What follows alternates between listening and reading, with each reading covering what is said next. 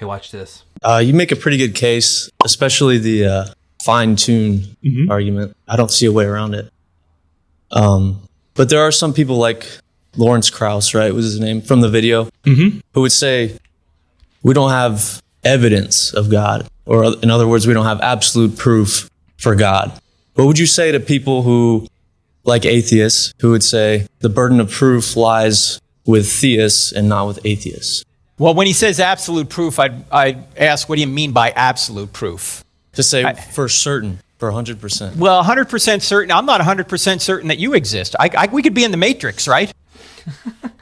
That's funny. Yeah, this is often a thing with skeptics or atheists. They are on the misconception that they can just say, well, I have a lack of belief in God, but that does not mean I need to sort of put forth a reason for the beginning of the universe, the meaning of life, all that sort of stuff.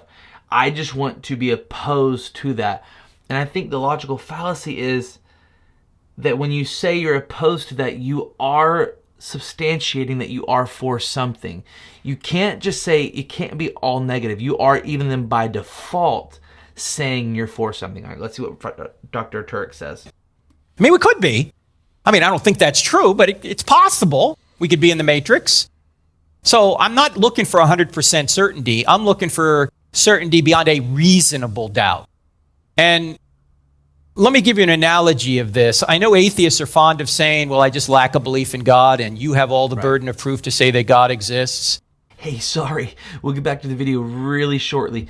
But real quick, if you care about truth, whether it's what does the Bible really say about homosexuality or alcohol or whatever, all the way to can we actually know God just by looking at the universe, I want to encourage you to press subscribe.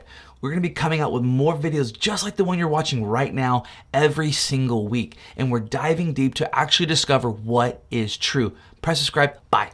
I put up some evidence here earlier today that, okay, for example, the universe had a beginning and it's fine-tuned. I was about to talk about the moral argument. Let's just take those three arguments. The argument that the universe had a beginning, the argument that it's fine-tuned and life is designed as well, and the argument there are objective moral values.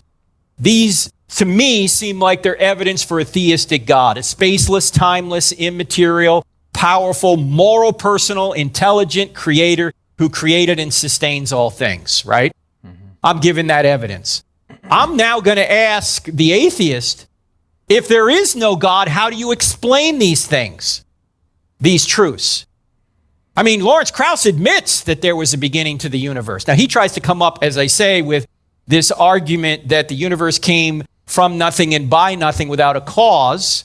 I find this so fascinating that atheists, scientists, whatever you want to call them, materialists, they so desperately want to not believe in God that they will come up with ideas that, at least in my mind, require more faith than just belief in God. And maybe they feel vindicated in that, but it's like, I think it's Occam's razor that like the simplest solution is the right solution. Check me on that. It's just wild that they are able to put their faith in things that are far more fantastical than things that are actually much more simple solution. And for me, it proves that there's a heart issue at the center of this thing. But his nothing is not nothing, as we've seen. It's actually something. So his argument doesn't work. So I would ask Lawrence Krauss, well, what argument do you have for the universe existing and the fact that it's fine-tuned and the fact there are objective moral values out there? I don't just have the burden of proof to say that God is the cause. I do, if I'm going to say God exists, have to give those arguments. But once those arguments are on the table, once these realities are on the table, then he has, if he's going to be someone who's looking for the truth, he has just as much burden to explain how these things could exist in the absence of God. Yeah, really great interaction there between Dr. Turek and it seems like a pretty earnest student. What he said is exactly right. The burden of proof does not just rest upon the believer or the theist or whatever. It rests on anybody who's going to present a case. If you're gonna say, no, I 100% reject your opinion, you then have to put forth an opinion. You are not allowed to just say, I reject your opinion and I don't have one, but I don't like yours. Why don't you like yours? Because I just don't like it. That's nonsensical and childish.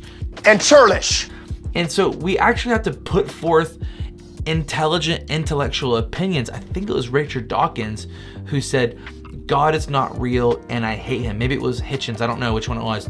But many of these scientists, in their minds, that's how they're thinking. Not all of them, but many of them. It's God's not real and I hate him. I want to share with you some evidence of my own. I did a poll in a Facebook group I'm a part of just young pastors, and I asked them, have you seen anything miraculous? Have you seen anything supernatural in your life? The question I asked, I did a poll. I said, have you ever seen an undeniable miracle? I'll put it up on the screen here.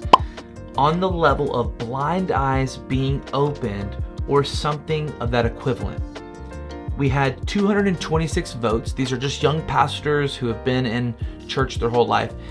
And I wanted to know, have they seen like actual miracles? I said this in a previous video, maybe I'll put it in a card here. Jesus made claims, yes, about himself, but also by his followers that they would do the things that he does and even greater. And so one of the ways we can test, is Jesus God? Is God real? Is the supernatural real? Is it just materialism? Are supernatural things happening in the world today? And so if they are, it has to be part of the conversation. If people are being healed miraculously, it has to be part of the conversation. Okay, 226 voted, so 198 people said yes, they had seen verified miracles. I'm not gonna read through the comments just for privacy, I guess, but many of them had people healed from cancer, people healed of blindness, all these degenerative diseases, stories like this. Now you're a skeptic and you're watching this, you're probably gonna think, well, they're lying. Maybe they are. Let's say half of them are lying. 200 answers that said yes, that means 100 people. Okay, let's say 75%, I'm not good with math. That's less. Let's say 99.999% of them, whatever that percentage is, are lying. They're lying through their teeth.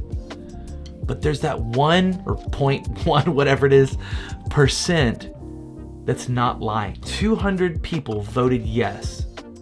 Are you telling me that 200 people voted on an anonymous poll? No reason to get, there's no cameras coming to them on a Facebook group, a closed Facebook group. It's just to share a story that nobody knows. You're not gonna get any publicity from it. And you're telling me 200 people lied through their teeth, wrote long comments to tell these miracle stories. They lied. That's what you're saying? No.